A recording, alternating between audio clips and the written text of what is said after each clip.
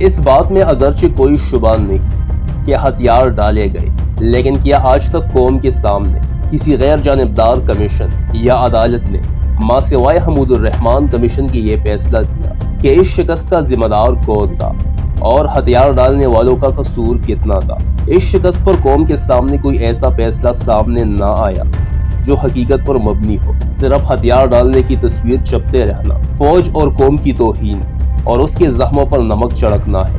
کچھ عرصہ قبل ایک رسالے نے اپنے اندرونی سرورق پر قرآن حکیم کی ایک آیت کا ترجمہ شائع کیا جس میں دشمنوں سے مل جانے والوں کی مذمت کی گئی۔ میں مانتا ہوں کہ فرمان خداوندی برحق ہے، لیکن یہ تو طے کیا جائے کہ کون دشمنوں سے مل گیا؟ وہ جو 1000 میل پر وسائل کے بغیر ہوائی مدد کی عدم موجودگی میں 9 ماہ سے خندقوں میں بیٹھے جنگ کر رہے تھے اور جن کے آگے اور پیچھے دونوں طرف دشمن تھا، اور جنہیں اسلام آباد سے کہا جا رہا ہے کہ اب مزید لڑنا ناممکن ہے، جنگ بندی کر لو، مگر وہ مصر تھے کہ خون کا آخری قطرہ تک بہا دیں گے۔ یا وہ ہے جو مغربی پاکستان میں ساری فوج، ساری بحریہ، ساری فضائیہ اور سارے وسائل کے ساتھ ساتھ اپنے عقب سے بالکل محفوظ اور بے پرواہ تھے، اور پوری قوم ان کے ساتھ تھی، مگر لڑنے کے بجائے ہتھیار بندی پر آمادہ ہو گئے۔ کاش میرے پیچھے بھی قائد اعظم ہوتے، لیکن میرے پیچھے اس صدی کا محمد شاہ رنگیلا تھا،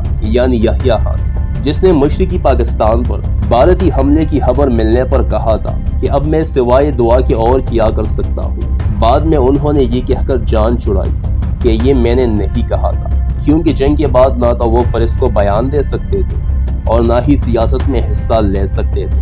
اصل بات یہ ہے کہ بھٹو نے یحییٰ خان کو قید نہیں کیا تھا، بلکہ تحفظ دے کر رکھا تھا، ورنہ اس وقت جو کیفیت قوم کی تھی، جس طرح یحییٰ کے خلاف نفرت کا آتش پیشاب پھٹ رہا تھا، کیا وہ عوام میں آ سکتا تھا؟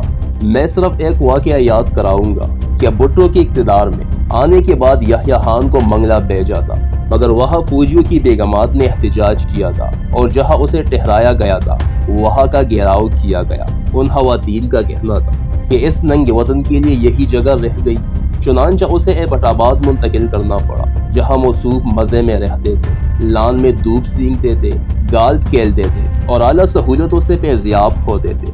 اہل خانہ ان کے ساتھ تھے۔ کیا یہی کہ یحییٰ خان کو بھٹو دور میں ملک کی اعلیٰ ترین عدالت یعنی سپریم کورٹ نے غدار قرار دیا اور اس کی سزا آئین میں موت رکھی گئی ہے؟ لیکن اس فیصلے کے باوجود بھٹو نے یحییٰ پر کیوں مقدمہ نہیں چلایا؟